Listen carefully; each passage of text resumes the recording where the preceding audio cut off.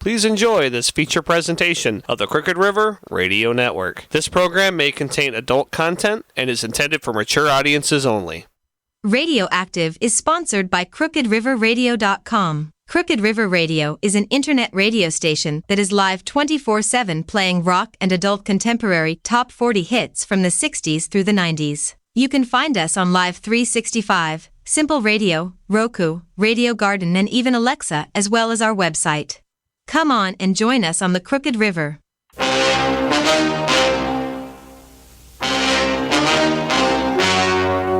The story you are about to see is true.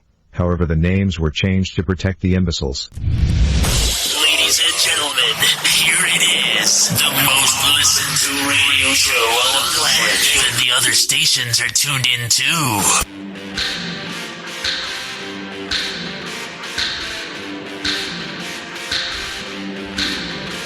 Welcome to Radioactive. Join us as we look at technology and life in the world around us, and have a little fun with it too. I'm Pat Morrow, and... This is John Brown. I'm Erik Nanarrone. I'm Flora Morrow. And... I'm Dale Miracle, and this is Radioactive. What a way to start out. A bunch of barking dogs. Evening, everybody. Welcome to the Radioactive Sunday evening. A couple hours, I guess. Good to see y'all. And we do have a guest tonight. One that I've been kind of hesitant. I don't know why. But I've always wanted him on this show. For some reason, we just now reached out to him and brought him in. Our guest tonight is Mr. Michael Gershe. Good evening, Michael. Hello, sir. Hello, everyone. How are you? Not doing too badly. Kind of starstruck, I guess. Are you watching the Oscars, and what's going on? Oh, we got you. Oh. Who needs the Oscars? We got you. Yeah, you got me on the most disgruntled day of the year when we lost.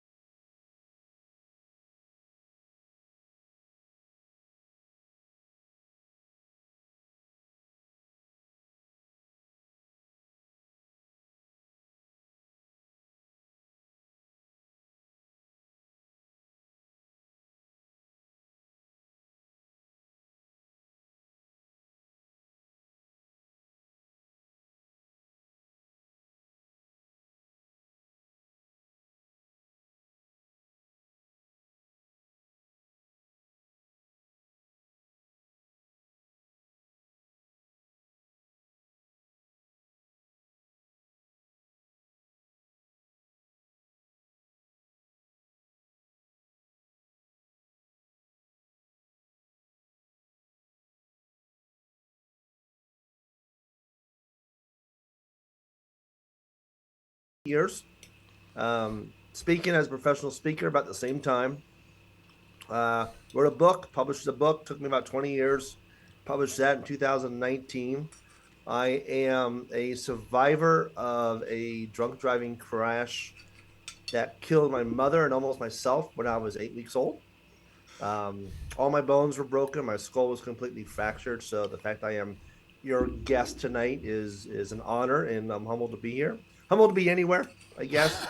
At my age, at 52, but known as an infant, I almost died, and I dedicated my life way back in high school. I had this idea that I didn't want my mother's death be for nothing, so that kind of put me on that track to do what I do now. I have a fun program called The Magical Life. Involves comedy, audience participation, my story, for humor, but also inspiration about trying to prevent people from driving drunk. And I also do courts. I've been doing my program at the Stowe Court for 10 years now for about first-time DUI offenders. Sometimes they're two-time offenders, to help change their lives and hopefully inspire them to never do it again. I actually got a chance to watch that Magic of Life clip that we're going to play here in a couple minutes. I never really knew what your history was. And I'm going to tell you the truth. I'm really glad that it turned out like it did, even, as far as you making it through all that. And, it's been, you and I've met, I was back going to the funny stuff back at the hilarities in the 80s. It's been a minute, yeah. And so it's been the same way with Pete. I've known Pete since pretty much the day he opened the hilarities over there. And I've always been a fan. It's always cool to see you up on stage, especially with the greats like Tammy. Well, thank you. Yeah, Tammy, Basil, Greg Morton, who good friend of mine that made me promise to write the book when I met him for the very first time back in probably 96 or 97. And he saw something in my story that I didn't see. And he made me promise. So thanks to him, I have it. Let's go ahead, and I want to play this clip so everybody has a pretty good idea on what you do, if that's all right. Sure. We'll be back in about 11 minutes here. And you're listening and watching the Radioactive Show on Crooked River. We'll be right back. Anxious or nervous is because I've been up around 5:30. I thought I was going to have to cancel this program. I got a phone call waking me up, letting me know that I am now a father. So thank you. Thank you very much. Thank you. Thank you. Whew. I'm actually happy to report that phone call was the wrong number. Woo! Thank you. Yeah. There was a girl that called me and she goes, "Hi, Dad." Heck no. Click. So I'm still nervous that she's going to call me back. But didn't that feel good, that burst of energy, laughter? Wasn't that amazing? Right? Humor for me is that one source of energy that I need to feel alive on a daily basis. It's that one natural high that we all have. It sustains me. If I don't have it, I wilt like a flower without water. I've been blessed enough to be able to give my program, The Magic of Life, to over 20 years to high schools and colleges, the military bases, even courts. And this is my program, and this is my story, because we all have powerful stories. I was born on July 24th, 1970, just a little pale blue dot to Barbara and Martin Gershe, the second son, and of course, best son. On September 19th, 1970, my father was driving us home from Long Island, New York. My brother, who was 3, was in the back seat, not wearing his seatbelt, because it's the 70s. No one wore their seatbelt. There was always stuff down below. My father was driving. My mom was in the middle seat in the front, and I was in a little wooden carrier like Moses right next to her. We were not too far from our house at an intersection. When my father started to go through the green light, a drunk driver plowed through the intersection and T-boned the car. The force of the impact was so loud it woke up the neighbors around, and it totaled the car. Back in 1970, they built cars to last. Not like today, where you fart on a smart car and it blows over for 3 or 4 miles. But they built cars. Not only did it total the car, but it also pushed our car into a telephone pole and split it all the way up to the dashboard. When the first responders arrived, they found my father, they found my brother, and they found my mother. They didn't find me. Another 10, 15 minutes goes by, and someone found me, and I was sandwiched between the door and the dash of the car. The 4 of us were taken to the same hospital. My father had a few scrapes and scratches on him from the glass break-in. My brother, sleeping in the back seat, not wearing a seatbelt, not a scratch on him. Not a scratch. My mother was taken into surgery. As for me, Nearly every bone in my body was broken. My skull was completely fractured from one side of the head to the other side. The fact that I am 47 years old and standing here in front of you today is nothing short of a miracle. And, applause. Thank you. Thank you. And today is my greatest day. This is my best moment. Just like when you woke up today, today was your greatest day. If we were alive to complain about Ohio's weather, once again, that's an awesome day for you. My injuries were so severe, I was life-flighted to another hospital in New York, which really pisses me off because I had a helicopter ride that I don't remember, and I want another one.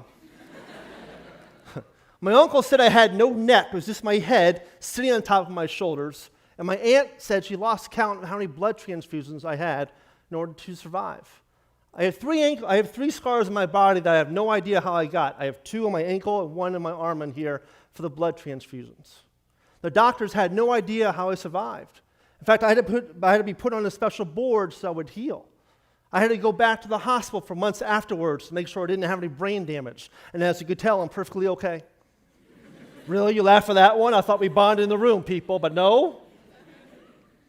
But here I am alive. You know, I grew up to be a competitive swimmer, a comedian, an author, a college educator.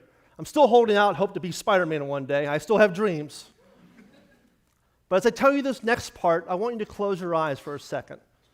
I want you to feel what it's like to be a mother's child, what that means to you inside your heart and inside your soul. And just grab onto that for a second. Now open your eyes. You have that feeling?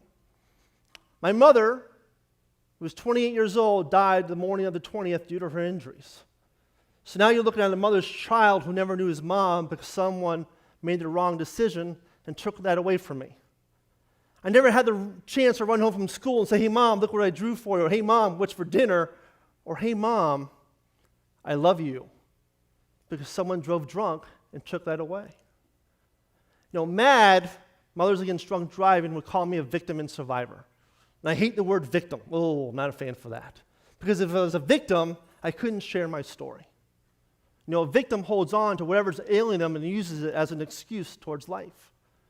You know, all that anger and whatnot throughout my life, if I still held on to that, the man that killed my mother wins. Now here he took my mom, he wasn't going to take my soul.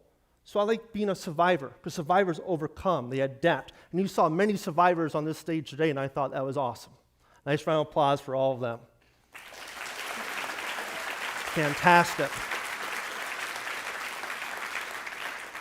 You know, the word mom isn't in my own vocabulary. The word mother is, and it's usually followed by another word when I'm trying to find parking on campus. You too, right? Yeah. It's universal. But I do my program for 3 main reasons. Number 1, I do it for my mom, because I want to be that son that she can be proud of, because I can't let her death be for nothing. I have to stand up for her, because I live one mantra that, you know, I would be the son my mother would be proud of, so I fight for her. So the second reason why I do this program is for other people who don't have the ability to share their own story.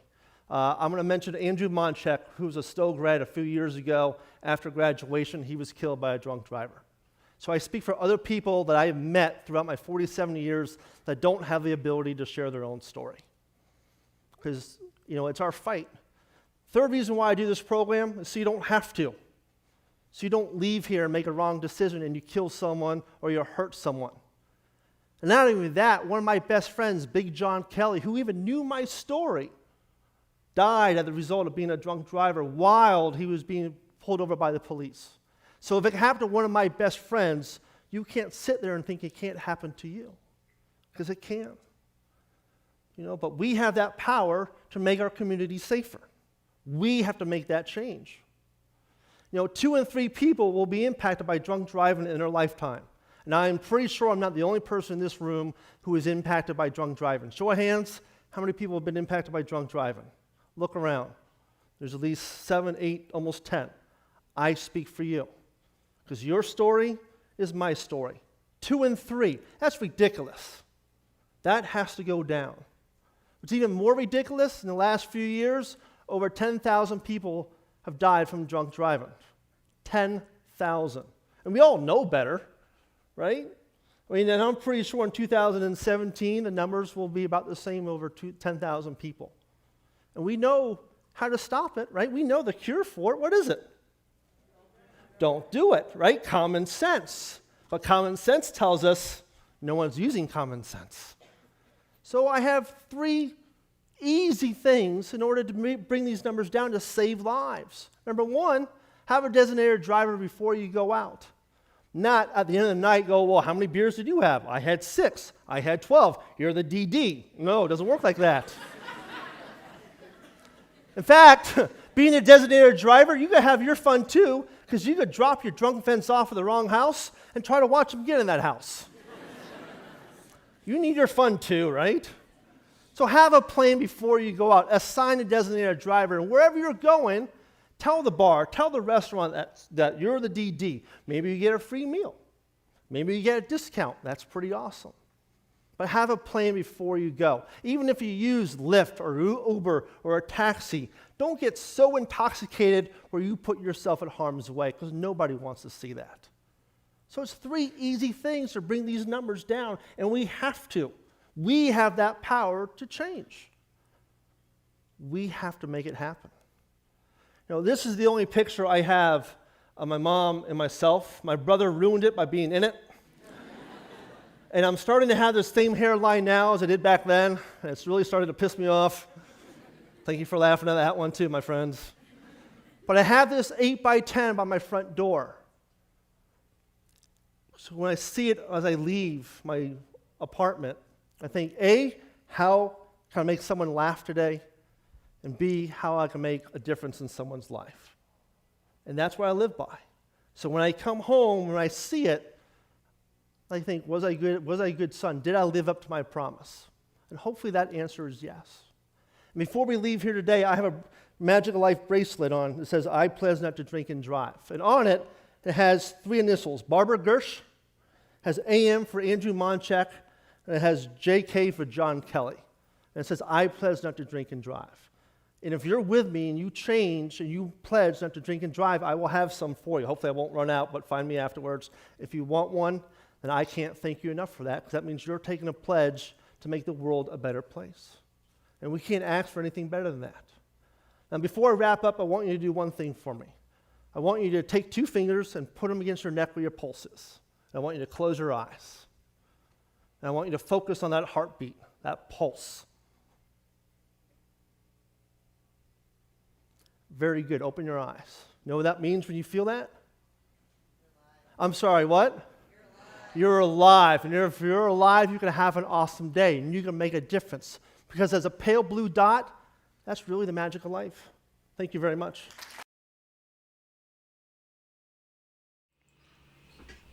That was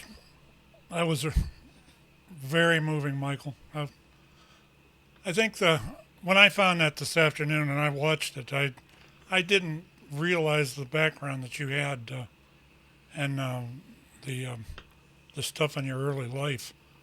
I've always heard that at points sadness always kind of leads. If you're a comedian, there's always probably been sadness in your life. You find that true, you think? Yeah, for some people, I mean, and I can only speak for myself primarily, but I think you used humor to cope with trauma and grief. And, you know, I have close friends, and we've had this conversation as well. Greg Morton and I were talking about being bullied and how humor was a good way to cope with it and deal. I've had other friends who have lost people, and again, humor was that one thing that kept us kind of sane through everything. So it's probably not for everyone. I know Seinfeld, said he never came from a broken home or had trauma or whatever, but I'm sure there's very few comedians like that. But yeah, I think a lot of us just use it as a free therapy, which is good, but also as a coping mechanism. For anybody that's just joining us, we have Michael Gershe from Funny Stop and Magic of Life Foundation fame. Erik had a question for you. I'll go ahead and turn it over to him for. Okay, so has anybody ever come up to you after your speech, like at a local high school, and or not local, but any high school, and said that your speech had a very um uh, any effect on them? And before you respond or quickly, um, I'll have a statement after he does respond. So go ahead and respond, and there's a background of that question. Now I'm nervous about your response. So, oh no, what's he going to say? Yeah, I mean, in all those years I have had, you know, I'll be honest, the best response. I guess I shouldn't say the best. The most humbling. I'll go with that one. Has been the DUI offenders over the last 10 years, where I do those programs, because here are people that are in a position where they made that choice to drive drunk, and they're in this program, this courtroom. They walk in, they're not happy, they don't want to be there, and you watch them change in that 90 minutes. And when they come up to you afterwards, pre-COVID, they want to hug you, give you a handshake. When they buy a book or donate to the foundation, I had someone donate $1,000 to the foundation. That blows me away. That leaves me speechless, because that means my life and anyone's life can impact someone for the better. And it's very humbling when you have that. I've had high school students come up to me afterwards for the same thing. I've had parents, and it's very moving, because you don't know what's going to happen afterwards. The very first time I did a courtroom program, a 19-year-old girl stopped me in the parking lot on my way out, and she said, "Thank you for making me realize my son needs me more than alcohol." And those are the type of things you get. And it's I'll go back to humbling, and it's really cool when you make a change on someone's life like that. And that's what it's all about, really. It's about making the world better, and hopefully doing so. So when I was in high school, this is the reason I ask. When I was in high school, I was a part of a mentoring group where we would go to our local middle school. The group was founded by the best friend and the mother of a kid who flipped his truck into a lake and ended up, unfortunately, dying.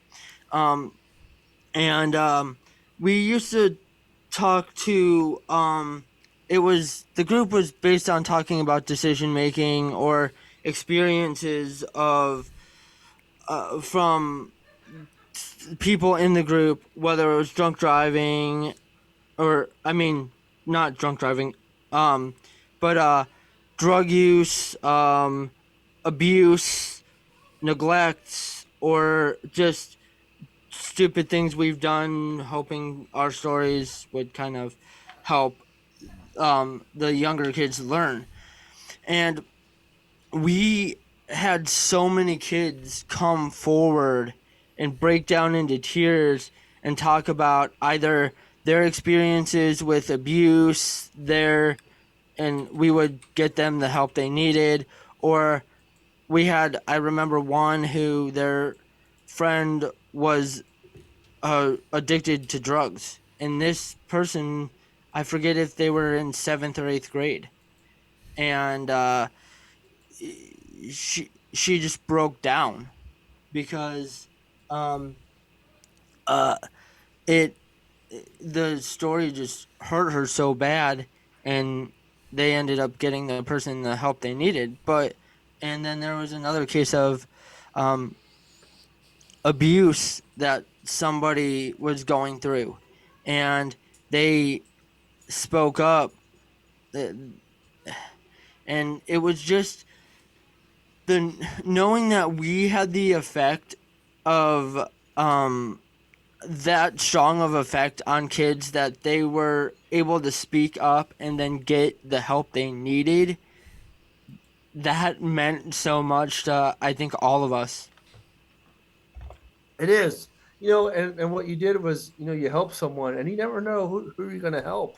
And it's just an amazing feeling when your story resonates with someone.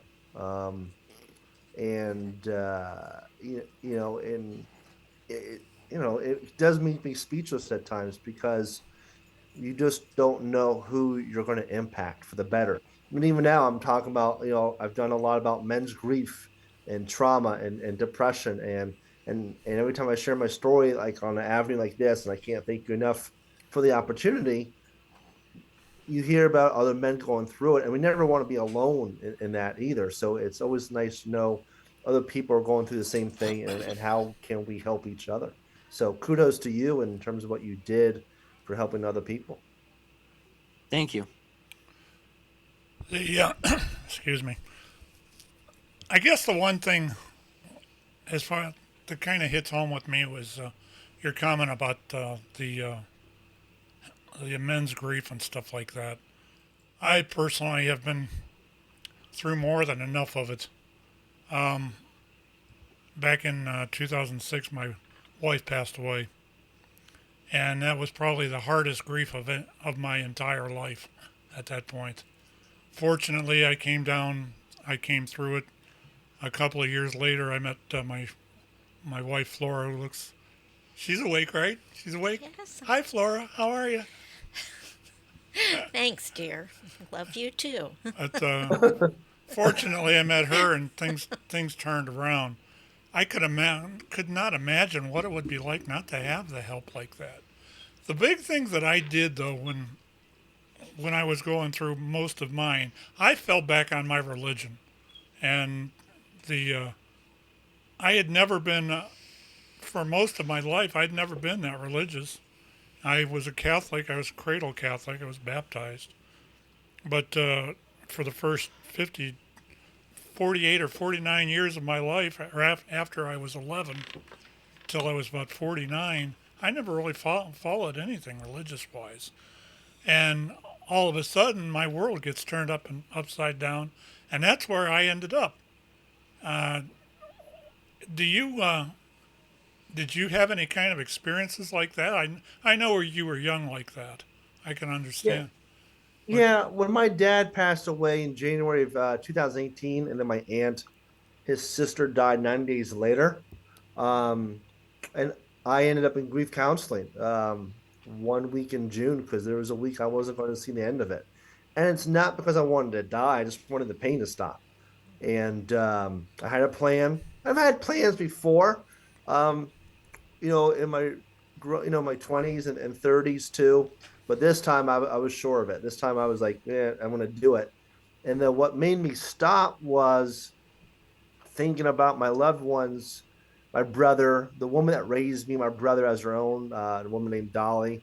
And, she was hired after the car crash as a part-time job, and it turned into a lifetime. I raised my brother. So, we were blessed to have her. And I thought I didn't want to send her and my brother back to the cemetery 3 times in 6 months. And I met with a counselor, a friend of mine who's a grief counselor early in the week. And I filled out the application, and everything on it was yes, except for being pregnant. And, so I aced it. And the very first question out of my counselor's mouth was, let's talk about your mom's death and how that impacted all your relationships. And I was like, I'm not here to talk about my mom. I'm here to talk about my dad and my aunt. She's like, oh no, we're not budging. And I was 47 years old. And for the very first time, we were dealing with my mom's death, because that was the first domino to fall with all the other ones. My grandmother, my grandfather, my friend Big John, who died as a result of being a drunk driver. All those I just emulated what my father did and just bottled up inside, like men usually do. Like men do, right? Yep, because we're trained, a weird word. Society says we're supposed to be strong and stoic and whatever until it kills us, right? And it does, because look how many servicemen, police officers, first responders, majority of them are men, because it's looked down upon us. And through that heavy counseling, I realized, and the help I got was, instead of depression and trauma and grief controlling me. By talking about it, I kind of set myself free, and it wasn't such a hold on me anymore. And then I learned the tools of how to cope with it. I never self-medicated. Only one time I did that, I was in college when I had to stop swimming due to a shoulder surgery, and I blew it because I kind of rushed rehab, and I kind of undid surgery. So I still had some Vicodin pills, and I had Keystone beer because that's what we drank in college. I did that for a week, trying to cope, and then I realized I can't do this to myself anymore. And looking back when I wrote the book, you could tell where the depression parts were, but getting help was so freeing. And I was like, I'm willing to do anything to change, because the problem's me. It's not, anyone else. I had to fix myself, and it was very liberating to do. And I wish more people would take that step to getting help and healing. What do you? Sorry if I cut you off. What do you say to people listening who might be going through something and maybe are afraid to speak up to get the help, or look at it as a weakness to go and get help? Yeah, it's definitely not a weakness. It's definitely a strength. And talk to someone, whoever it is. There's someone out there, because we're on that edge. We don't want to be a burden to anyone, right? And what I learned was, my friends all told me when I wrote the book and they read it, they said, be a burden to me. And that's such a relief. And we need that support system. So I think people would be surprised on their support system and the support they would have by talking to someone. It's not as scary as you think it is. It's a relief to purge those emotions, those feelings, for men and women. There's nothing to be afraid of at all. And I'm a living example of it, where you kind of think, well, I can't say that, and I go, no, I did.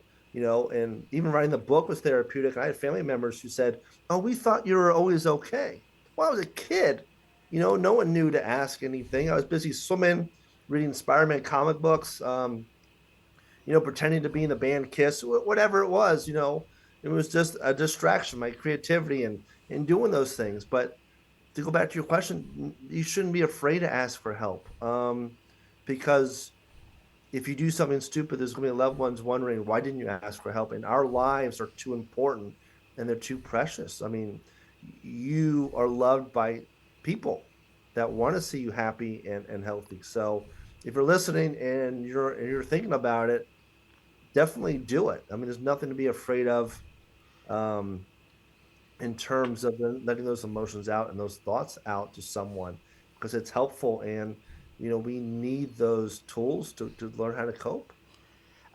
And I just, to add on to the guys out there who think opening up makes you less of a man, actually it makes you more of a man, because you're admitting that there's something, you're admitting you need help, and you're getting the help. That you're admitting that you actually have feelings. Yeah, and thank you for making me more than of a man. I appreciate that. As I sit in my Spider-Man PJs, and it's but you are. I would agree with that 100% in terms of what you just said. I think a lot of times people, when they're in situations like that, don't realize that that kind of help is out there. I know a lot of, with the grief I went through back in 2006, I went to a therapist right after she passed away. That therapist was more depressed than I was. That ain't no joke. I thought, what the heck am I doing here when this guy is a lot worse than I am? You try to do a little levity or something. He wanted nothing to do with it.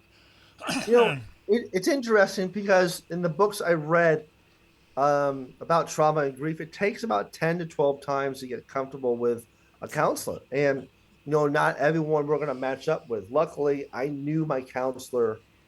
She worked at Kent State as well, so we were friends first. And I felt comfortable with her. When my friend John died, I went a couple of times, And the counselor was like, well, you just, what did he say? Not only sad, but situational depression. That's what he called it. I went, all right. So I just kind of waited till the next, rock to fall, on my head or whatever for that next situation. But um, maybe he was the wrong guy at that point in time too. So I'm not surprised that you said that, because we have to be comfortable with the person we're talking with, and it may not be that first one or second one. So I would say keep trying till you feel someone that you met that you feel comfortable talking to. And counselors, I mean, look what they listen to. I mean, they need help as well, because they keep it all inside at the same time. So totally understand what you said with that. And yeah, just have to keep trying or find that right situation for you to get that help. Like you turned to religion, right? That helped you. And that's all we can ask for, is someone finding that right help. I had a priest there that to this day, when I first started talking to him, I felt I was on the same level with him. I don't know what the other religions do, but priests are held on kind of a high pedestal with your Catholic congregation and that. And when I met this priest, he was so kind and gentle and nice, and not condescending like most of them have been to me in the past. He was just the nicest guy you'd ever want to meet. And as I talked to him, it got me more relaxed and over a lot of the pain that I was having at that time. His name was Father Tom McCann. He actually is a retired emeritus pastor for IHM. And to this day, if I see him, even if he's got the priest garb on and stuff like that, I can walk up. Hi, Tom. How you doing? Oh, fine, Pat. How are you? How you been lately? How's Flora? That's the kind of stuff. That was the most gentle man I've ever met. It was it impressed me so much. I got back in 2007, I think it was. I got confirmed in the church because I hadn't been that, because I left at 11. It was right before I was supposed to get confirmed. And he did the confirmation for me. And it impressed me so much, I took his name I took Thomas as my confirmation name. But that's the influence this guy had on me. Can I? Let me, we got a couple other people that I'd like to roundtable this with, instead of Erik and I taking up all the airtime. Yeah, I was thinking that. Flora, why don't you go ahead first and then turn it over? Maybe we can get Justine, Melanie, and Dale in here. Well, I was going to say, I've got, by the way, Michael, I am part of this show too, even though he didn't say anything at the beginning. Oh, yes, I did. You did not? Yes, I did. You were upstairs. Oh, when I wasn't here. That's anyway, right. I was going to say, you're gonna get a feel for, why Pat and I love going to the funny stop, I think. And, but I've got a funny and I've got a serious. The serious thing I wanted to throw out there was my father was an alcoholic. And when you mentioned about, finding the right counselor, my father went through several different people before there was one man that was able to get through to him and get him to stop, the drinking and stuff. Because he drank beer like it was water, pretty much. And so, so we went through the years of the threatening to commit suicide and, lovely times. But I'm over that. Anyway, I just wanted to, when you said that, that made me think about that, how we went through several different people before, The funny thing, I was going to ask you, since you're wearing your KISS shirt tonight, I just love Gene Simmons. So how was he in real life? I mean, was he Awesome. Awesome. You know, if I wanted to pan over, you would see a picture of me and Gene, and I met Gene twice because I had dollars on my credit card to use up. And the first time I did the meet and greet in Youngstown, we were in line, and I thanked him for being a role model. I gave him a wristband, and of course he asked questions. I had a nice 10 to 15, it felt like an hour, but it was probably a 10-minute conversation with him, and he was vested into what I had to say. And Gene, sometimes gets a bad rap because he has that public personality as well. But when you see him in that atmosphere and that conversation, it was awesome Mm-hmm. because he was asking questions. He was you know very thoughtful in terms of what he had to say, and that was pretty cool. And then when I met him again, a few weeks after my dad died in Philadelphia, at another one, we were talking about things, and again, just very thoughtful, very supportive. So he's very helpful and a down to earth type of guy, despite what we might see on stage or in the media or certain interviews. He does have a heart of gold. Cool. Like I said, I mean, I've watched those shows. They had that. What was it called? The Jew. I can't remember. Family Oh, Gene Jewels. Simmons, Family Jewels. and I just loved watching them too. I mean, him and Shannon. It was really cool. And the kids, Nick and oh gosh, now I can't. Sophie, right? Sophie. Yeah, she just got married not too long ago. Yeah. But that was like I said. I saw the shirt and I thought I got to ask him about that to try to lighten it up just a bit. Yeah, we did start out kind of heavy there. Justine, Melanie, is one of you guys got questions? Justine's feeding her face. Dale's here now too. Hi, Dale. Either one of you girls got questions? Don't be shy. It's just Michael.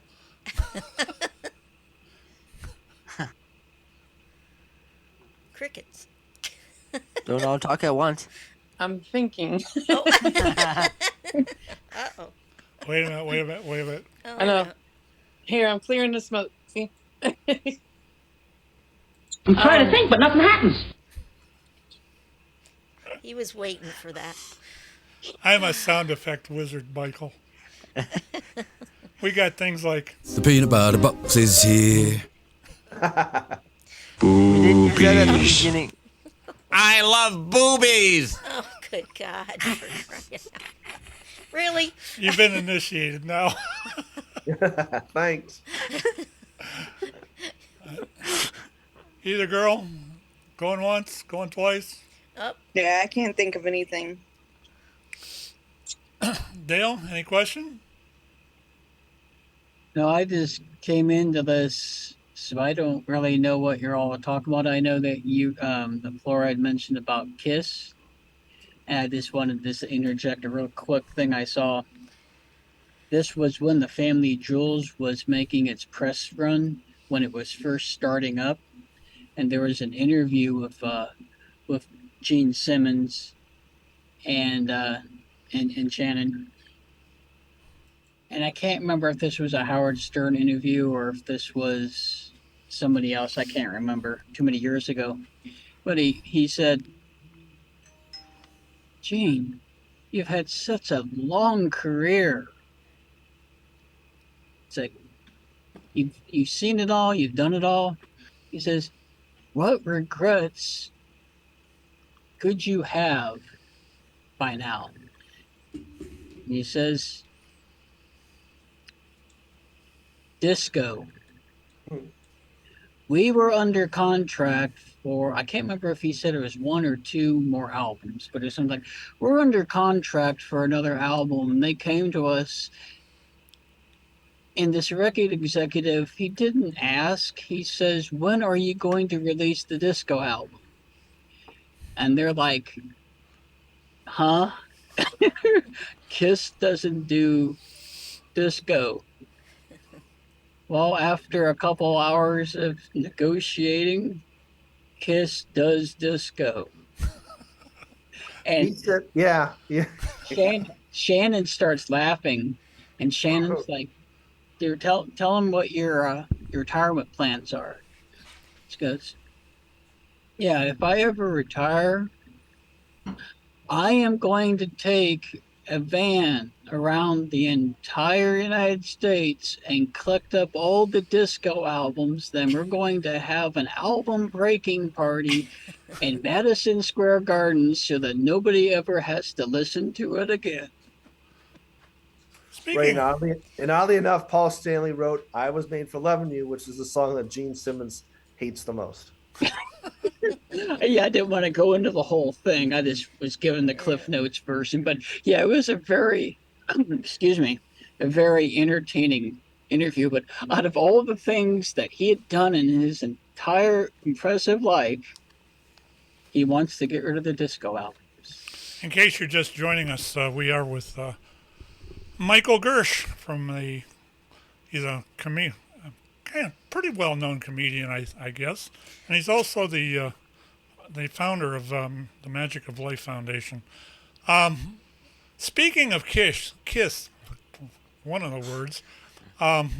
You going to the Madison Square Garden thing at the end of the last show? I am. This is actually the shirt from. I saw him last time in March 26, 2019, in Madison Square Garden. I thought that was gonna be my last Kiss concert ever, and then my buddy Dennis scored us tickets for December 2nd in Madison Square Garden. Sweet. So very happy about that. I didn't think we were gonna get him, and he got him, and so it'll be very cool. So it's their last show of touring ever, not their last show ever. I'm sure they'll do Vegas and some other stuff, but yeah, it's gonna be exciting to see him one last time. That'll be fun. What's your favorite Kiss song? Oh, I don't know. I mean, there's just so many. Do you have a favorite album? No. You just like them all. No, I can tell you the ones I like the least, like Dynasty, like the disco one, Unmasked, and The Elder. You know, those are probably at the bottom of the list. But there's stuff like Kiss Alive, Destroyer, Love Gonna Lick It Up, you know, Revenge, you know. Those are always in in my playlist. I wasn't gonna say CD changer, but I sound very old when I say CD changers. I remember when they didn't even make those. I still have one. I still have a 5-disc changer. I got a clip of we may use tonight that is on what it was like before the internet. And the reason I grabbed this, I was doing some research on things just to put on in case we needed stuff to fill time. And this popped up, and I thought, let's started talking about stuff that was before videotape and stuff of, back when I was a channel changer for the television, And this clip looks pretty cool. Let's change gears here a little bit. What was your first inkling that you were going to get into comedy? Well, I was hoping we were going to talk about Kiss for the next hour and 5 minutes. We can. I'm looking at the clock here, and I was a kid. I doing magic growing up and making people laugh. Probably junior high. I was influenced by Seinfeld and Robin Williams and Harry Anderson and those type of people at a young age, and always gravitated towards comedy even then. So I would have to say, as a young teenager, that's really what I wanted to do. And where was your first appearance? Was it the Stop? No, my first appearance as doing comedy was open mic night in 1988, Uncle Funny's in Miami. It was in Dayland. It was across the street from Dayland Mall, and Carrot Top, who's going by his regular name, Scott Thompson, I believe. Steve, I forget. I saw him in Vegas. It was awesome. He was the feature act. He was the middle guy with like one trunk. So I remember that. I don't remember who the headliner was, but I remember him because we had a conversation about being nervous. He goes, "Are you nervous?" Like, yeah. He's like, "It's just physical energy." Never forgot that in terms of it. So 88 was my first time. It was horrible. I did it twice before I left for college. And then 90 in February 20th of 1995 was my first time doing open mic night at the Old Hilarities on State Road. And then 6 months later, I was emceeing. So Wow. it was pretty cool. And I take it that was probably your first interaction with Pete. No, back then, Pete and Tony weren't running the club. Really? A guy named Duffy was, Annette, Tim Luna was the showroom manager. Yeah, Tony and Pete didn't take over the club for years later. When I first started going there was probably September of '88, and I don't remember if Pete was there or not. But I ended up that was right before I think it was right before the fire, a year or so before. And I remember that old club. I think one of my favorite performers there was that Raven, who was a hypnotist. Oh, right. Yeah, And the fire I think was 2006. But we ended up starting to go to when they closed the Rose Room and took the Funny Stop over there. That used to actually be called the Funny Stop was actually called the Rose Room. It was a rental hall. In fact, my Justine was actually going to take and have her wedding there. We'd actually went to look at the place and everything like that, and then a couple of weeks later it closed. But I actually started seeing Pete because my wives always liked both wives actually loved the Funny Stop, and I made them comedy addicts, of course, and I started seeing Pete just every once in a while, and all of a sudden one afternoon he comes up, "Mr. Morrow, how you doing?" He says, "Haven't seen you." He says, "You come here quite a bit, but I haven't seen you lately." And that impressed me. Pete knew me. So after that, I'd gotten involved in some internet endeavors, and I actually went to Stark State University. I've got a degree in web design from there, and I've been doing my own web pages and that. Well, I started talking to Pete and trying to talk him into letting me do his web pages instead of the guy he had doing it. And at one point, I thought I almost had him talked into it, but then stuff happened and I couldn't get there to talk to him, and life works in strange ways. But some of the more impressive friendships that I've made have been the people that have appeared at the Funny Stop. Of course, we know you. I know Michael Trix Costa from Sure. He was him and I. In fact, I helped him fix a problem on his web page once, and that's how I got to know him. Now every time he comes up, he usually lets me know what date he's coming up, and we usually go over to see him. And then, in fact, I've threatened to have him on here, but I haven't done it yet. And then Tracy Kanan. Tracy? Remember Tracy? Oh, sure. I haven't seen her in a while. She got married. She got married last week. Last week, yeah. She's got that husband, Doug, and she's doing pretty well for herself. She's down there in Florida. She's got a pretty good hypnotist business going on. I think for her, when the pandemic hit and she wasn't able to, to come up to the Funny Stop like she had, I think that's Michael Trix, God bless him, because he made that trip that year. And, I remember him telling everybody, look, this is the only stop I've got. It cost me money to get here. Right.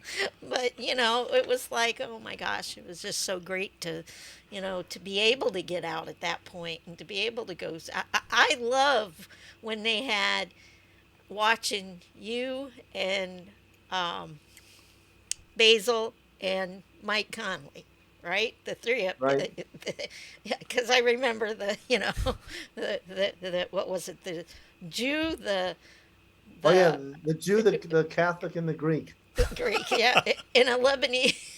Right. In a Lebanese comedy club. Yeah. Yeah. Anytime I did that, Pete always said, "Make sure you do the toast." And I'm like, okay. And yeah, he loves it. Anytime you can incorporate Pete into your act, he loves it. And Pete is, for people that don't know, Pete's always yelling and screaming, but it's a sign of love, I think. So, another person who has a heart of gold is Pete and Tony and his wife Nadal. Just wonderful people. Um, I love sometimes Nadal. Pete's a little high strung and stressed, but very caring, loving man. Oh yeah. Yeah. Yeah. I'm actually headed up to the funny stop on Friday. Oh, great. Who you Okay. Who you going to see besides Mike?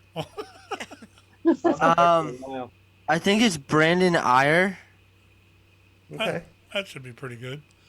Yeah. I have a question for you, Mike. Have you ever gotten "You're not funny" from people? Oh yeah, all the time. Give him the light. Give him the light. He'll do that. He'll swear at you from back in the corner. Fuck you. That's Pete's endearment to you. Yeah. Oh my. That He's done that to Basil. I mean, and other people. So, he Well, he that's just likes to insert himself into the act. that's the thing of how kind Pete and Adele are. It's like we had been going there for years, and it's like sometimes when we go up to get to buy a ticket, it'll be, oh, buy one get one. It's like they're it's like you got to catch them in the right time, but but a lot of times that's what it is. And the one experience that we had that I'll never forget. I don't remember the exact how it went, but it was supposed to be I was supposed to be a we were supposed to meet Ronnie and Sandra there for something, and I had talked about with tickets a few days, price of admission a few days before. Well, the girl on the phone, I'd swear to God, till today, said it was going to be $5 a piece. Well, we get in there, and it ends up, well, he and I were $5 a piece, but our friends were going to be more. And Patrick went off. Nadelle's following us. She's following us out the door. I get in the car and I posted something on Facebook about it, and I get a phone call, and that we worked it all out.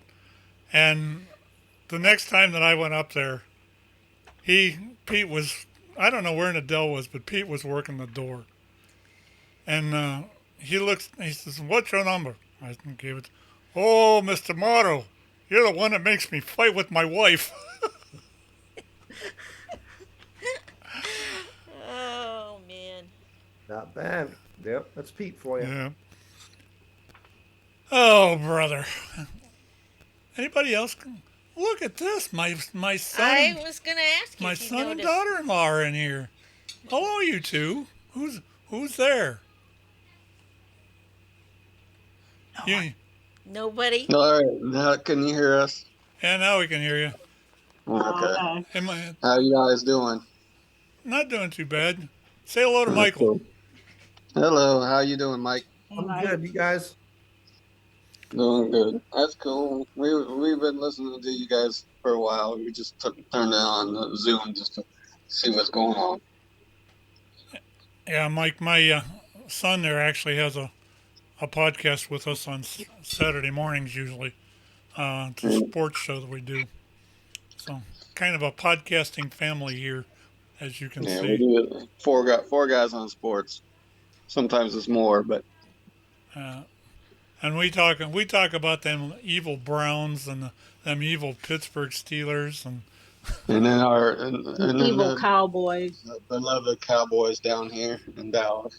And those You know, I'm reading Jimmy Johnson's book right now. He spent a lot of time, talking about the Cowboys in relationship Yeah. with Jerry Jones. That ought to be really an interesting book. It is, and I'm being from Miami. I love Jimmy because of the Hurricanes, and then Right. Yeah. he tried to fix the Dolphins, but with the aging Dan Marino, this wasn't going to work. So it's been a very interesting story of reading about Jimmy. Huh. Okay. What's the name of his book? It's a very good question. You I hate don't remember that? the title of it. I know. I hate that. You're reading, you're like, It's man, I read this book, and you it's can't like remember one the name. word. The title's like one word. I forgot what it is. I I have it can look it up. downstairs in my nook, but yeah, it's pretty fascinating. I have to look it up.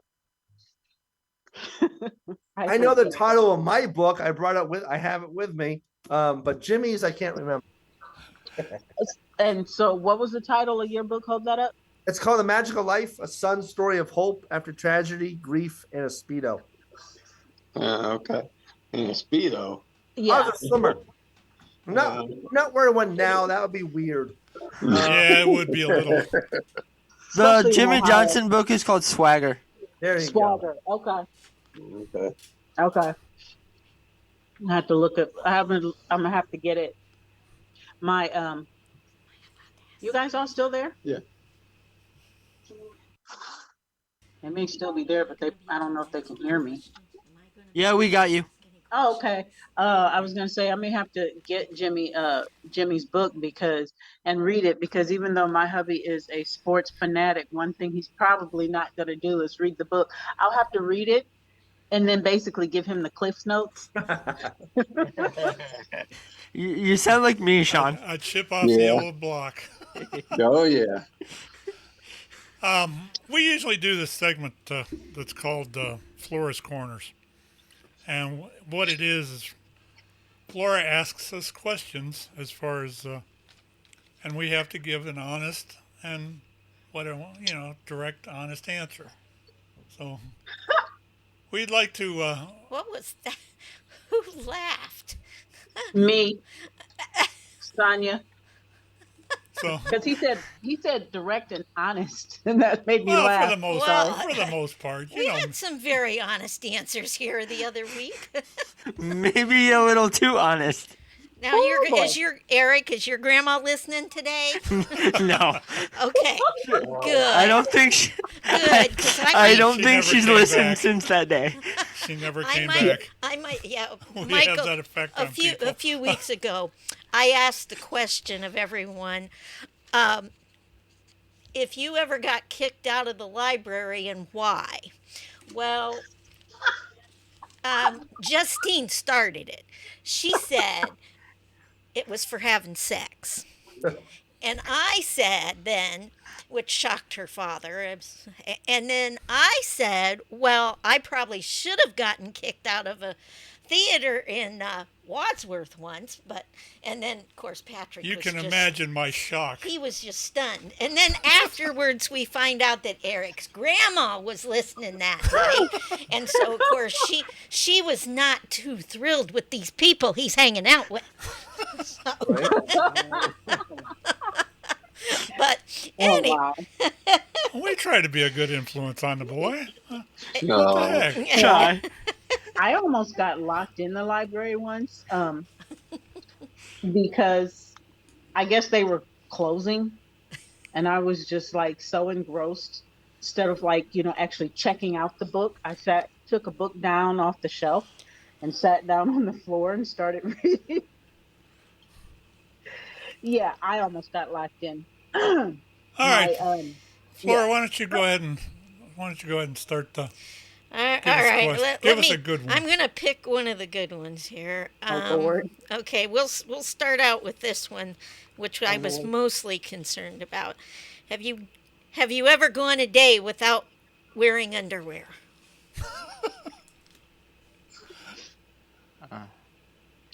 Sorry, I can't free ball it.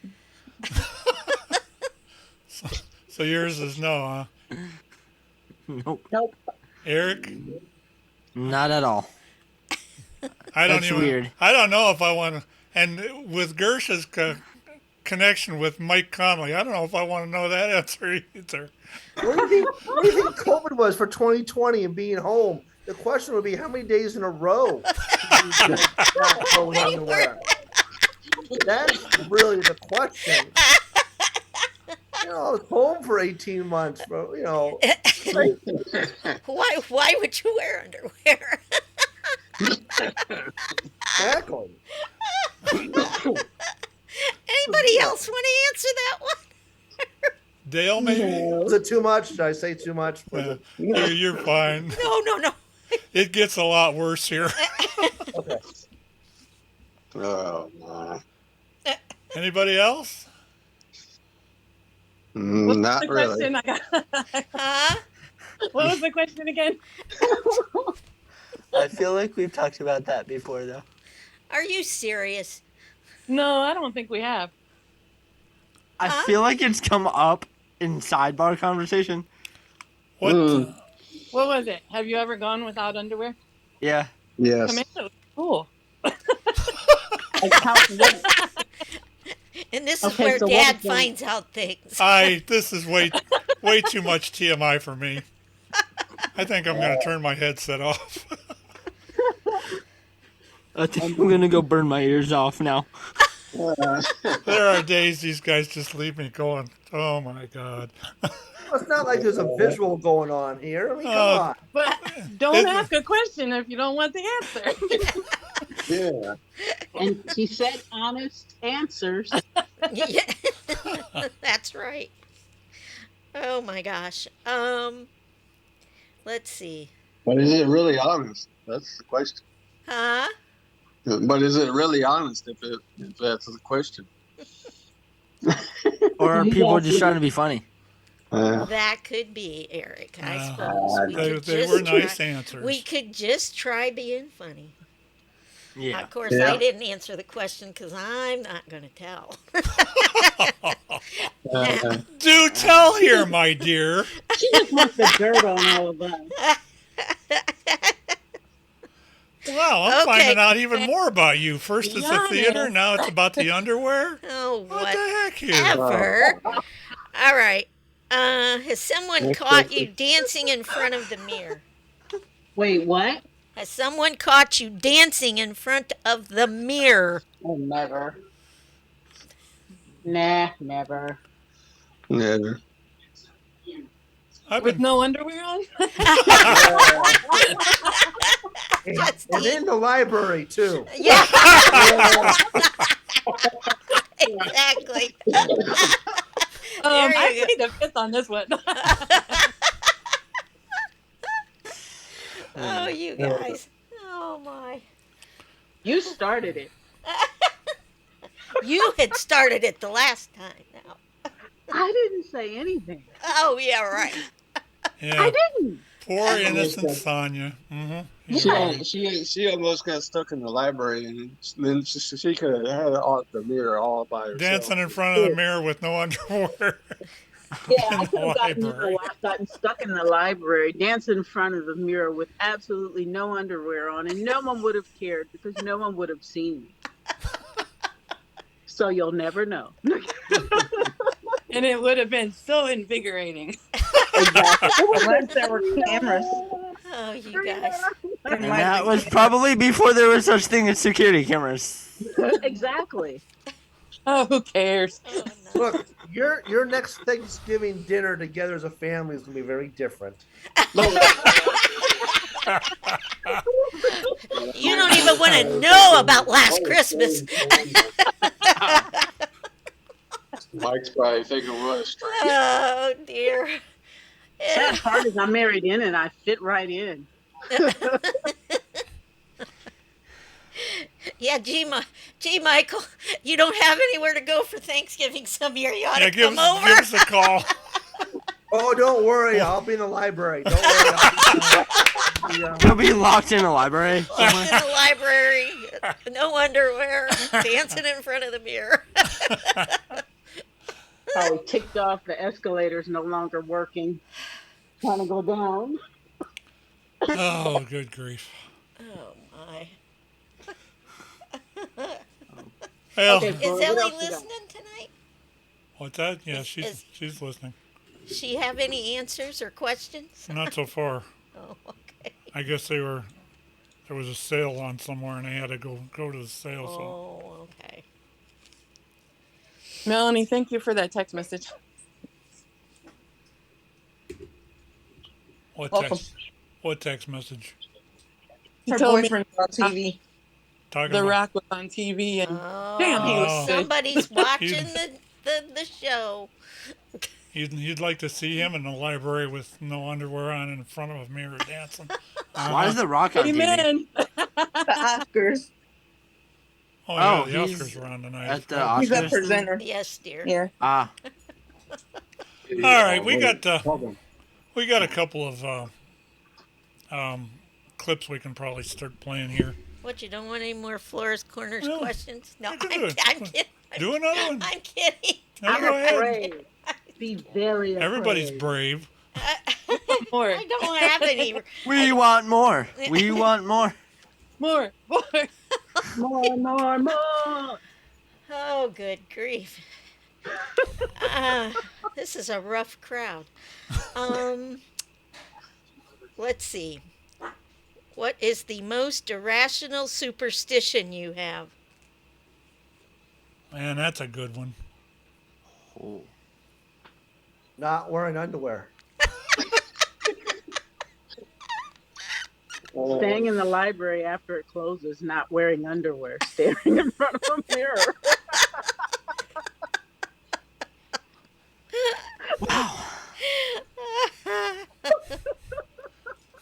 You got to worry if you're standing in front of a mirror in a library with no underwear on, and all of a sudden you hear, Look at those steaming weenies. Yeah, if it's me, I'm really worried when I hear that. oh, good Lord. Yeah. Give us another Okay. question, Flora.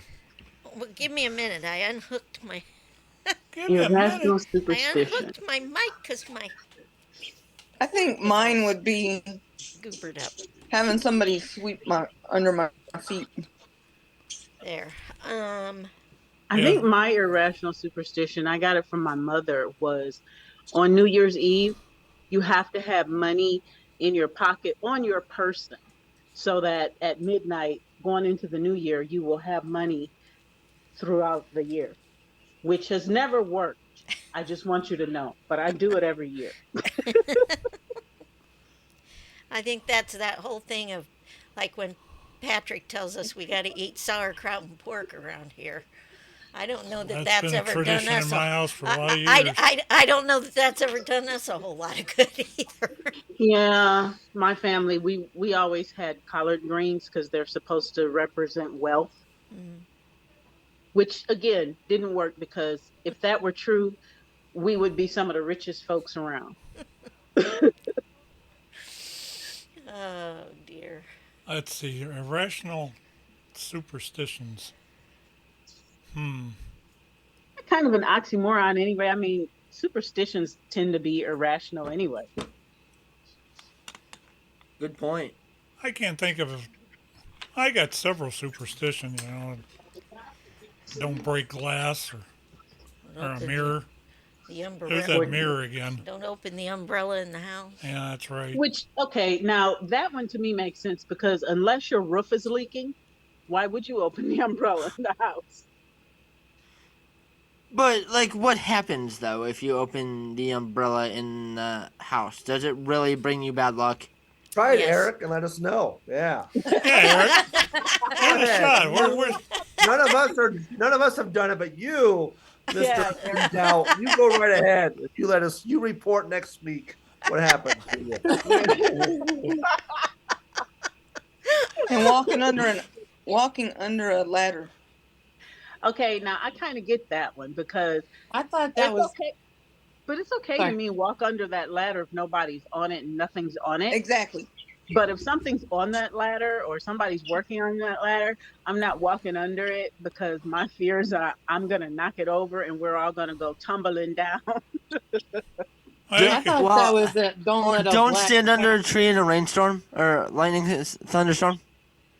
Oh, that's actually a good good advice. Wait, I want to Yeah. go back to Sonia for a second. It's not really a superstition. You're just clumsy underneath the ladder. Is really what it comes down. How did you know? Like Man, my 5 minutes on the show, he's got everybody pegged. I know, right? Like, I got your number. I observe quite well. That's what I'm doing. He's observing and making notes. Comedians are good at observing because I've been to a couple shows where they observe and I end up being a target. As sitting in the first round of in the first row of the crowd. I remember I went to Mike Polk and I was the butt of like every joke. Mike's I funny. remember my husband and I at the time when we were just dating, and we were the butt of the joke because we was like Jungle Fever, and we were sitting right down front. So I'm like, I knew Was it. that We when- were seated right down front. I'm like, how long is it gonna be before the jokes come? 3, 2, 1, and here they go. Sonia, was that when we were there and Dale had his foot up on the stage and the comedian was like, "There's my buddy, poopy drawers. I think that might have been it. I think I that bet might you have been it. streaks in your underwear." I think that was it. I've been called Mr. Rogers before. Well, it is a beautiful day in your neighborhood.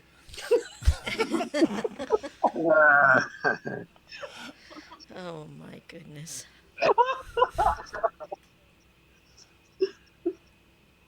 All right, You let's. weren't calling hot tits or What? What? you were You sugar didn't- tits. Sugar tits. Boy, I am finding out a lot about my family tonight. Pat, you may want to go back to that. You may want to go back to your priest after this one. Yeah, I may have to give him a call in the morning. Yeah, we might have to go back to that therapy part we talked about in the first few minutes of the program.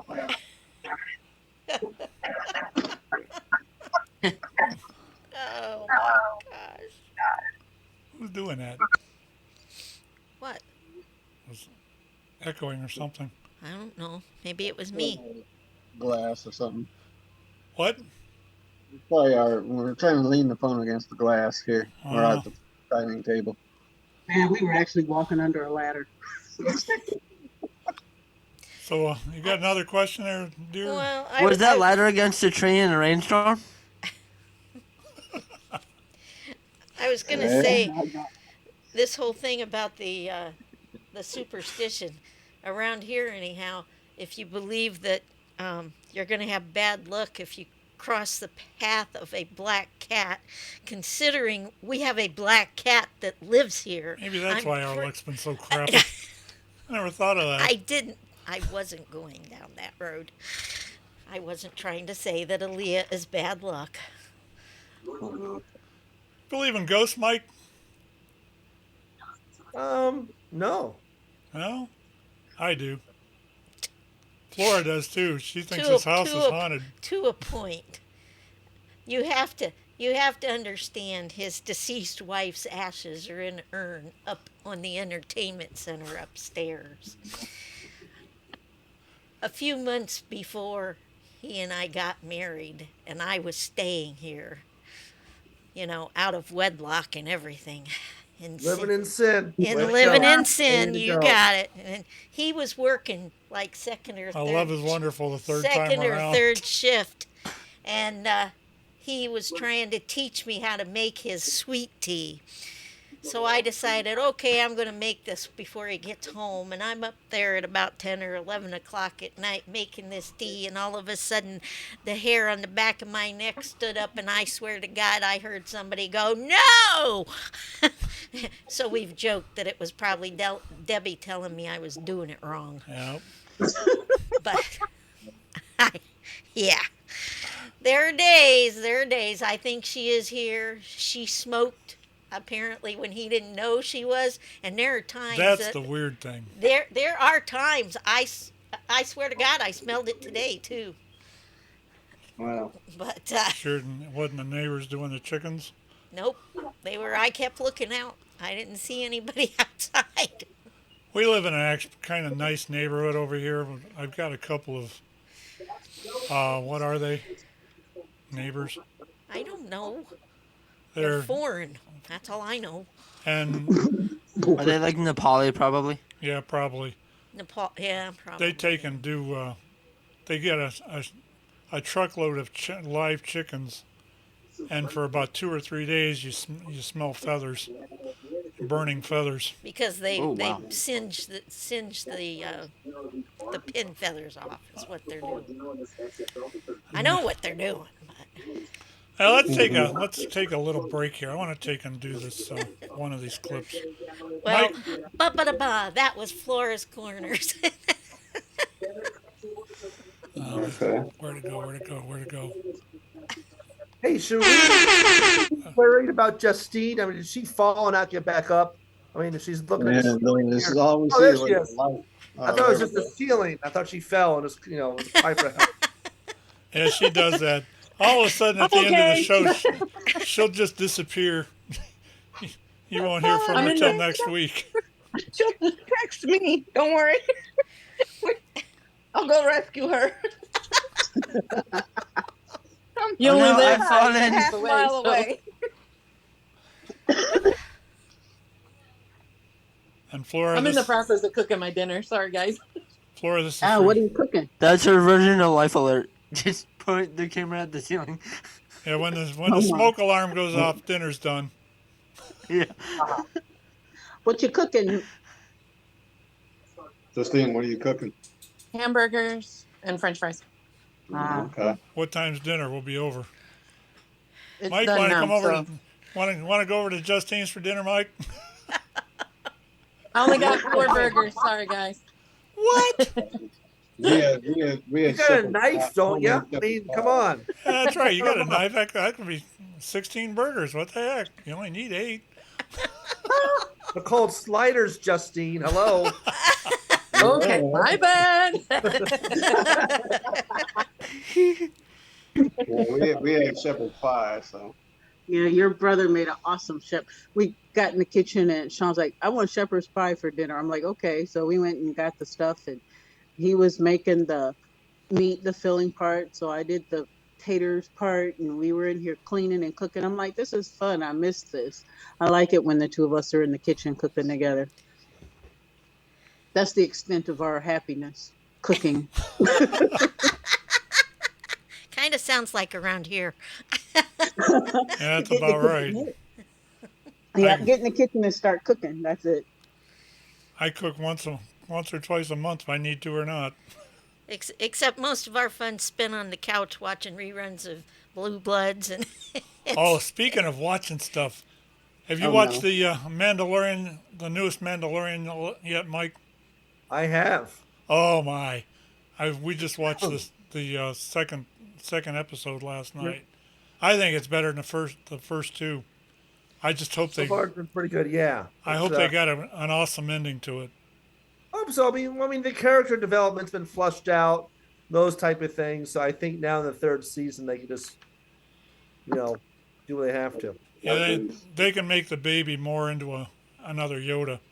Right. And he's just now starting to talk, even though he's 52 years old, supposedly. We actually sat and watched that last night because there was nothing else on TV. Then we went to Hulu and grabbed the 3 episodes of the History of the World Part 2. Started watching that one too. I the first one was just classic, and then this one is still good. I only watched the first episode, so I have to watch the other 2.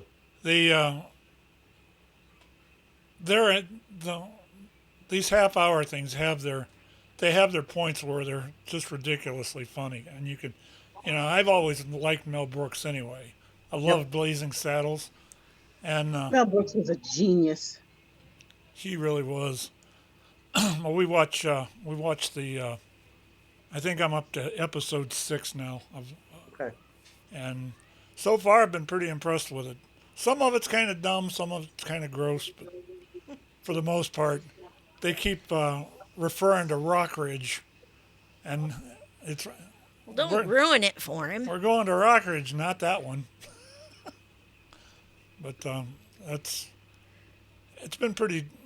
It's worth a watch. I'll put it that way. Even though Mel Brooks is 90 some years old. I hope I'm that funny when I'm 90. Yeah. You notice how quiet it got? I was just gonna say, are you that funny now? Do I hear crickets? Tough crowd. Well, let's liven it up. Boobies. I don't know. You need to ask a Flora the hospital from when he stayed there for a few days how funny he is now. I had to have some surgery around the first of the year, and I had been in the hospital 30 days before that. I was over in Akron General, and I have to tell you, short of the emergency room, which was way too long of a visit, the staff that works at Akron General is top notch. That's all there is to it. And my sense of humor started coming out over there. And I had like 4 nurses through the day. And every time one would walk in, we'd start talking. We talked about the Browns. We started getting into a little bit of the, comedy stuff. I think the worst of it was when I had to have the catheter removed. And we were talking, Flora, you want to tell a little bit of the story to set it up? Just the fact that he was watching the Browns game that day. Yeah, and they come in, they're saying, well, we're going to have to take that out. I said, not while my Browns game's on, no way. You gotta wait till my Browns game's over. Oh my! And it was like, so they waited. But about 10 seconds after the game was over, in come the nurse. Here she comes. Yank. Ah! Yeah. Oh, yeah. And then I try to come home. Oh, yeah. You want to set that one? You want to tell us about that one? You want to set that one up, do I? Well, yeah. Since you're up. Because there was talk of, that when he came home, he might not be able to go up and down the stairs. So our furniture at that point in time, downstairs, where we primarily stay anyways, was not in the greatest shape for him to try to get up and out of. And so then I ended up, they called and he says, they want to send me home. I said, today? I said, I'm not ready for you today. I'm not ready yet. Meanwhile, this poor doctor, I've got her on speakerphone, and this poor doctor is sitting there like, what? It's like, well, I'm sorry. And I ended up coming home. It was a day early. Ellie just texted me. Oh, texted you, huh? Yeah. She just said that she wouldn't have waited for your Browns game to be over. She would have ripped that catheter right out. LOL. Oh, my. Family love. Something like that. You see the fun you have without wearing underwear? Yeah, and that was pretty much it, too.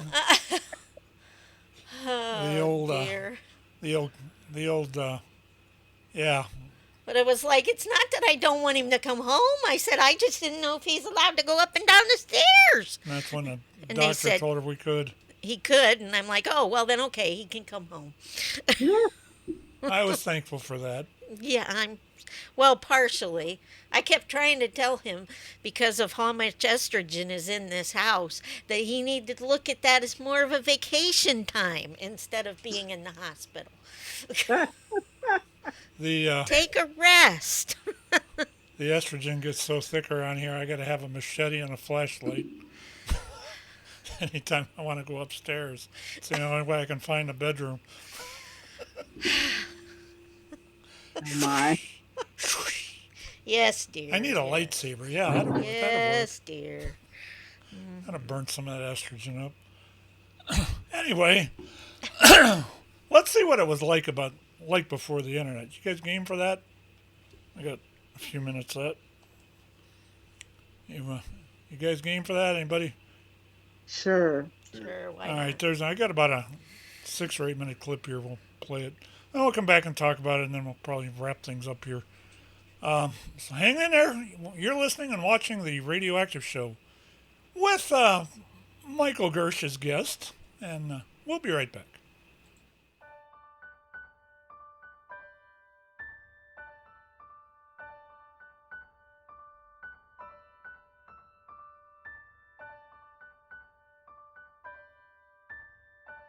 Prior to the 1990s, personal communication was pretty much still limited to phone calls and letters. In those days, long-distance calls were expensive, and you had to plan your call in advance to avoid high fees. People would often write letters to friends and family as a way to keep in touch, and it could take weeks or even months for a response.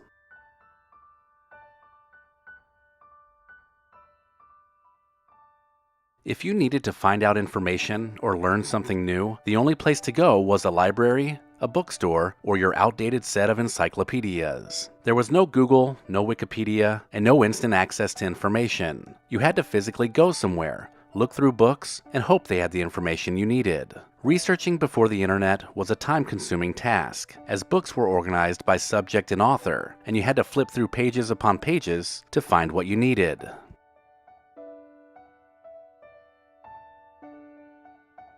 Records, 8-track tapes, cassettes, and finally CDs were how we built our music collections. Going to the record store was half the fun. Then buying an album and listening to it on a stereo or tape deck was the only way to control what music we listened to. The radio made for some long waits to hear the song you wanted, so it was much faster to just fast forward through a tape to find it.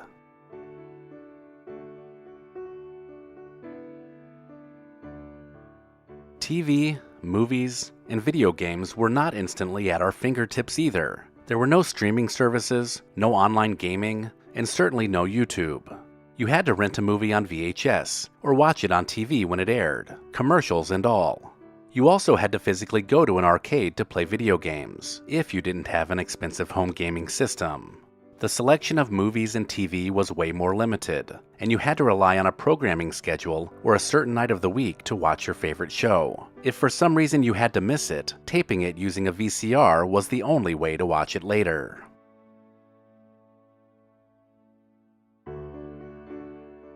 Remember when you had to shop at a brick-and-mortar store?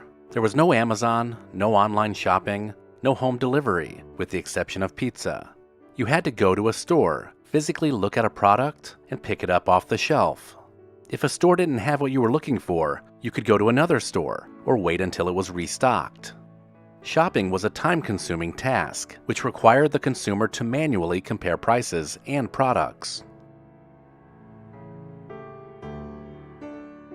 Before the internet, making travel plans was much different. You had to rely on physical maps and printed travel guides to plan your trip. You couldn't just type in your destination and get directions. You had to physically mark your route and plan for stops along the way. Booking a trip was also a hassle, as you had to call travel agencies to make arrangements. And if you wanted to know what a location was like, you had to rely on pictures in travel brochures, or word of mouth from friends and family.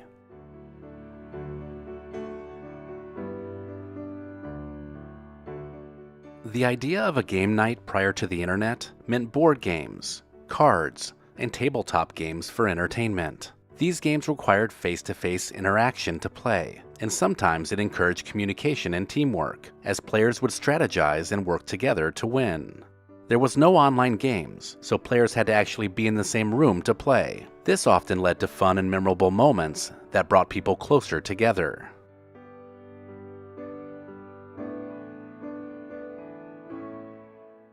Watching movies, especially new releases, meant heading to the movie theater. The cinema experience was so special, with the sound and picture quality being the best you could get, and the smell of movie theater popcorn made these trips a blast for sure. It was magical to sit together in a dark room and be transported to another world, if only for a couple of hours.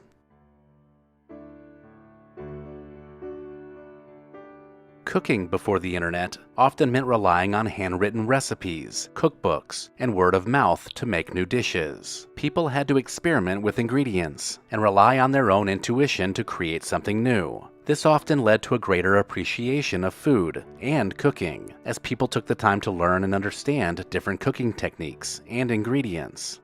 There was also a greater sense of community, as people would share recipes and cooking tips with each other and come together for communal meals.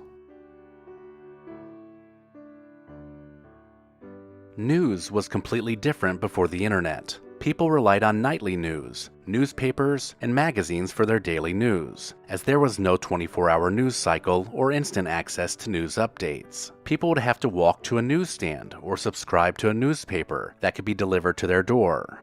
We would often have to wait until the next day to read the latest news, as there were no breaking news alerts or real-time updates. The news was also generally limited to a specific region or country, as international news was often reported days after the event. Remember when people relied on film cameras and Polaroid cameras to capture memories? Digital cameras were not widely available until the late 1990s, so this meant physically going to a store to buy film and then having the pictures developed, often waiting days or even weeks to see the final results. You also had to be careful with the number of pictures you took, as film was limited and you couldn't just delete a picture if you didn't like it. The pictures were physical prints, and people would store them in photo albums or scrapbooks to preserve the memories.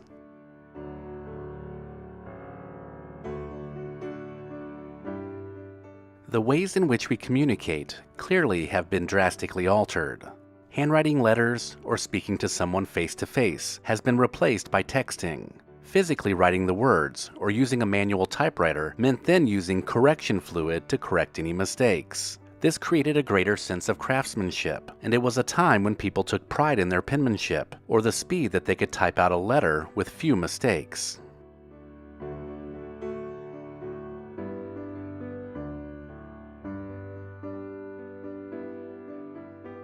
Despite the limitations, life before the internet was full of fun and adventure.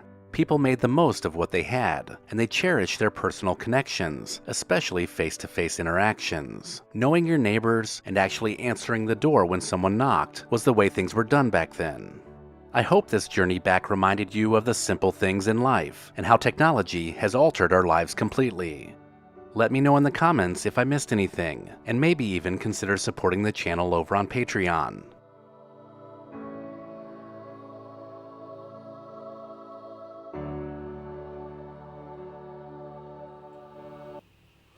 Can you imagine being back then, not having any internet, or being able to talk to your friends from your car? Yeah, you have to understand. When I was growing up, there was no such thing even as a VCR. Those didn't come along until about 10 years, until probably the 70s, I think. And if you wanted to channel change, there was no such thing as a remote control. You told your kid, take the pliers and get up there and go change the channel. Exactly. I was the remote control. I was too. Yep. Hey, I was going to ask, is this going to be on reel to reel? Pick up later. Listen to. I'm going to tell you the truth, Mike. I've been looking for a good reel to reel. I have a. You had to ask him. I had a Revox that was state of the art and all handmade and everything, and the thing quit working. And I've been chomping at the bit to get something else that works. I've got a bunch of reel to reel stuff that I'd love to use on the station here, but it's just not happening yet.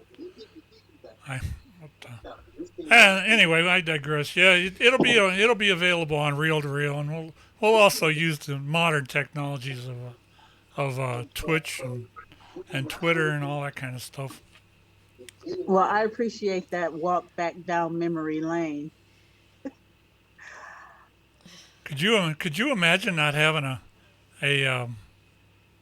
VCR there or any kind of video game, Sonia? Oh wow, Sean, you'd never make it. Yeah, Sean would never. I No. remember his mother getting so mad at him at times. She'd go up and take that damn game, the Nintendo, I remember that. and throw it down the stairs and he always got it back. She threw it in garbage once. Yeah. She's Because he standing right wasn't here. doing the homework. Yeah, She's standing right here listening, guys. Hi, Mom. Hi, Jen. Hey, Mike, do you play video games? Yeah, I mean, I have a PlayStation 5 now, so I'm not a huge gamer. I have a few selected ones that I like to play. Um, Growing up, we had Pong, and then I had something called Vectrex, which is like a little portable one. And then, Greg Morton, another comedian, got me back into video games around like Xbox and PlayStation 3 and 4 and 5. Yep. Yeah, we got a Series X right now. Yeah, he's a rich guy here. I used to have a Call of Duty 4 server. We played Call of Duty for a lot of years. Yeah, we still have a little group left, not much left. And that was always my game, even though it made my eyes bad. I do want to have one other question that occurred to me, Mike. As far as I heard that somebody told me that there's more or less a fellowship of once you hit the stage, you're part of this fellowship. I know you and Conley seem to have the same thing going. Do you find that's true there? Oh yeah, there's a brotherhood, sisterhood, because it seems like there's so many comedians, but yet it's still a small population of people that know what it's like to be on stage alone with a microphone, whether you're bombing or having a solid set. There's only a few, I'll call it a few selected people in this world that know that feeling. And it's scary. Yeah, and it's vulnerable. I mean, when you're on stage when nothing's going well and you realize you got 10 minutes to do, more or whatever it is. So we've all shared those same experiences, different experiences, but we know that feeling's like. So very much of that family kind of atmosphere, and it's you're going to meet people that are not going to be your friends or supportive, and then you meet ones that are. And when you meet those people, it's a pretty awesome feeling to have. So, Mike, when you're on the stage and you can, I think the most important thing, you got to be able to read the crowd, right? You got to be able to read the room. Yeah. And if you see it's not going well, like, that's like terror for me. So, like, how do you handle that? How do you adjust? Yeah, how do you adjust? How do you pivot? You just keep plugging away. You're set, and it works because, and that's a very good question because we have two shows on Friday. The first show could go awesome, and the second show could be bad, and it's the same material. You just keep plugging through, and it's just like, okay, I have another show after this. It's just a blip, on the night. I mean, we'll think about it, see what we could do differently, but comedy is very subjective, and sometimes you'll have an audience that just isn't to your material, and that's okay. And then you just kind of go, okay, I've been doing this long enough where let me just get through this. Let me just plug away through my stuff. You might do some crowd work. You might do some, I wouldn't say improv. You might come up with some off the cuff stuff, as well to make light of how bad you're bombing on stage or, whatever it is. So there's always those things. I would say that, you go into your bag of, I don't want to call them tricks, but you go into, your to the well and you pull out what from your experience, and you kind of salvage if you can, salvage the rest of your time on stage. Not all the time. Sometimes you just want to get the hell off, and you just go, dear Lord, let me just get through the next 10 minutes of my life, and then go cry in the bathroom. Yeah, and I would guess that a way to get through it is, you're not going to nail every show all the time. Yeah. Right. Yeah. So So you've got to understand, you've got to take the good with the bad, and you can't let it, you can't, if this is your calling, this is your passion, this is what brings you joy, knowing that I'm entertaining somebody. Who knows, maybe there's somebody in this audience today who just had the worst thing in the world ever happen to them, and they just are here just for a little while, just to forget about it, just a little while. There's every show you go to, I guarantee you there is at least one person like that. So even if your show is not going over with the whole crowd, there's somebody there that's taking pleasure in it no matter what. Also, Yeah. that this is one show. It's one show in a lifetime of shows. And I would assume those are attitudes that get you through it whenever the show is not going how you'd like. Yeah. Well, and you're right, because I think as our job as comedians, even for us, if we're having a horrible day, we forget that once we get into the club. Because then our job is to, just what you said, is to entertain. And it's awesome when you are after the show and someone comes up to you and goes, I needed a laugh today. And thank you for making me do that. That to me is added bonus, into it. It's no different than I think Erik mentioned in the beginning, when I do my DUI program, the courthouse, or for a high school student come up to me afterwards and how my story impacted their lives. It's pretty it kind of hits you in the gut, because you kind of go, okay, my stupid ideas, translate on stage, made this person laugh and forget about their pain or trauma, Yeah. whatever it is, for like a half hour. And that's a cool thing to have in life, when you could do that for someone. Do you find Yeah, I it's really think with comedy, I really think it's a calling. I don't, this isn't a job. It's really a calling you because I mean, think about how crazy this is. You got to be one crazy so and so to go around and take a mic, just you and a mic and your wit, and I mean, you're at your most vulnerable, and you got to be a little crazy to do it. I would agree with that. Yes. do you find it's easier to work the crowd, or do you find it's easier just to write your material and perform it? Um, it's hard to write material, but man, there's nothing better when the voices in your head go, "This is going to work," and then you throw it on stage for the first time, and the audience is with you. Then again, it's also horrible when you throw it on stage and nothing happens but crickets, or the other comedians in the back of the room laughing their asses off because they've been there. Um, Oh wow. so I'm not one to really do a lot of improv. I mean, I'll go through it, but if there's something, fun interaction going with the audience, then I'll ride that wave for a little bit too. Um, Mm. you know, I've seen in my times at the stop there, I've seen some masterful comics. Mhm. Even the local talent like yourself and Mike Conley there. Mike he is so funny in his own way. He just projects that. On the other hand, I've seen stuff like or people like the disgruntled clown. Remember him? Yep.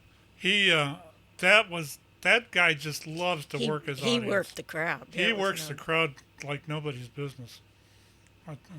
I just wondered which one would be easier. One of these days, I may have to find out. They're both tough. I don't think any one of them is really easy, because you gotta work on that craft, whether it's crowd work or material, or both. It just takes time and experience. Right. I got a question. Who is your non-local favorite comedian Um, to work with? I gotta go with Seinfeld. I mean, Mhm. Seinfeld was an inspiration. Robin Williams, Brian Regan, Yeah. the late great Harry Anderson, the Oh late yeah. Robin Williams, Billy Crystal. Those guys I really enjoyed. Johnny Carson, Jay Leno. Um, Jay Leno, that was one of my faves. I got to meet him. He was real nice. I know the rest of the world hates him, but I like him. yeah, he's brilliant. I mean, He is. just really fun to watch. I saw him a few years ago in Cleveland, and then as a comedian, you go and watch him. Like I saw Seinfeld think 3 weeks ago, and it's like going to class. You know, not one word is wasted. The timing is awesome, and it's just perfection. Yeah. That's cool. Well, I know that when mentioning about the fact that when you guys get up there and perform, and maybe one person in the crowd, Rain Pryor was at the Funny Stop the Yeah. weekend after my mom passed away. And I remember going up to her afterwards and hugging her and telling her, thank you. I really needed that. And she was, I almost put her to tears because, but she was, I just enjoyed that so much, listening to her share, growing up in that household, Right. I've given Mike Polk a hug. I've given Michael Trix a hug. I don't think I've ever hugged you, but I'm sure your day is coming. Just wait. You're your up day's next, coming. But Just wear underwear. That's all I'm asking. Just wear underwear. Here's your air hug from Texas. One last question, then we're gonna need to wrap this up a little bit. How did you get involved with the court? Great question. There was a server when I started doing stand up. One of the servers, Beth, is now Judge Hoover's bailiff. So she introduced me to the judge 11 years ago. She knew about my program and stuff, and then they were trying to do like an intervention program or a diversion program, and we had a meeting with Judge Hoover, and then I did an audition for the judges and probation officers, and then that's kind of how it happened. It's an audience I never thought I would ever speak in front of because a drunk driver changed my life, killed my mother, and I always saw them as the enemy. But once I stepped in that courtroom and I started doing it, it changed me too. I don't yell at them, I don't talk down to them, and anything. It's to make them laugh and inspire them. And been the most rewarding audience, as I said, of my speaking career. That is so cool. I actually went to school with Kim Hoover. Okay. Mike, pitch your book one more time. What's your book again? It's called The Magical Life, A Son's Story of Hope After Tragedy, Grief, and a Speedo. You can find it on Amazon, Walmart, Target, Barnes & Noble. Amazon is probably the easiest place to get it. To get it, yeah. It'll have to be on my list. I'll give Sean the Cliff Notes. And it's also on Kindle and Audible as well. Oh, yeah, I think I can probably. We'll have to work with my Kindle. I haven't used it in a long time. So, what's the easiest way to get a hold of you if you want to schedule, do any scheduling of you on that? The easiest way is probably info@themagicoflife.org. That's info@magicoflife.org.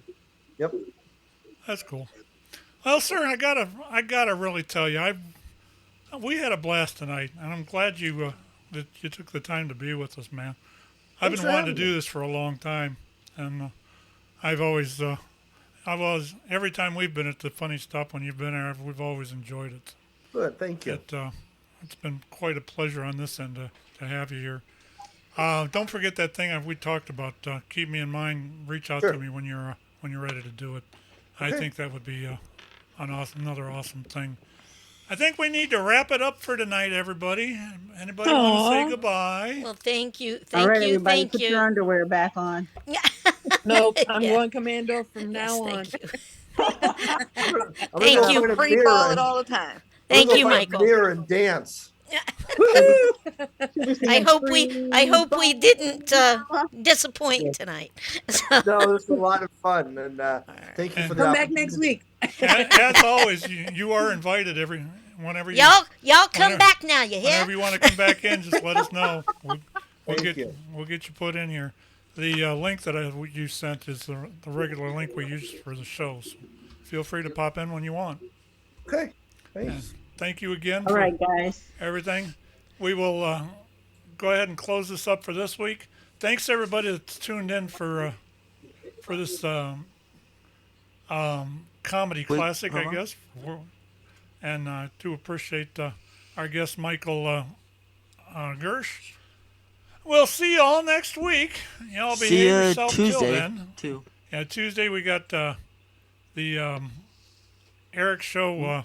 Nanosecond podcast. We are interviewing Noah Weiskopf from Brown's Digest, which is a Sports Illustrated entity. So tune in for that. And then Thursday night's World According to Elmer has got Anthony Lescree, who's been becoming a part of the show there.